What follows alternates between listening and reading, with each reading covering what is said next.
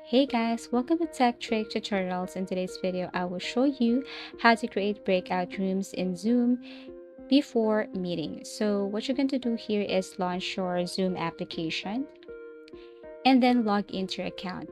Go to apps, tap this one, wait as it is processing.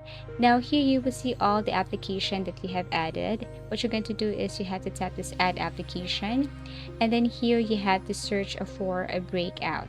Okay, so after that, press enter, and then you will see two options here. You're going to click the first one. Okay, let's try the first one here, but actually everything is up to you. You can also try the second one. So this time, this is what it looks like. So click this, and again wait for a couple of seconds as it is processing.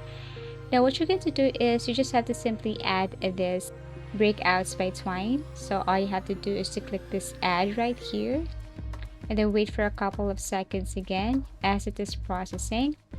And then here you have to simply allow this twine to your Zoom application, so you can scroll down here to see more information about this. So after that, click allow, and then wait for a couple of seconds again, and you will see that over here. Now if we go back to our application, you will see here that you have added this twine to your application here on your Zoom. So you have to click this, and you will see there is this create a breakout option or feature.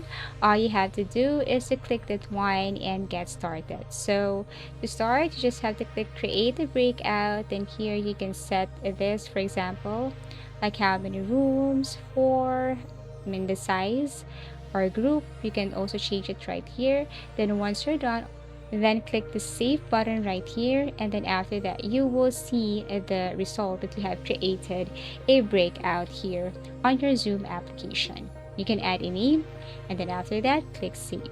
And that's how easy it is to create breakout rooms in Zoom. Thank you for watching, and see you again in our next video tutorials.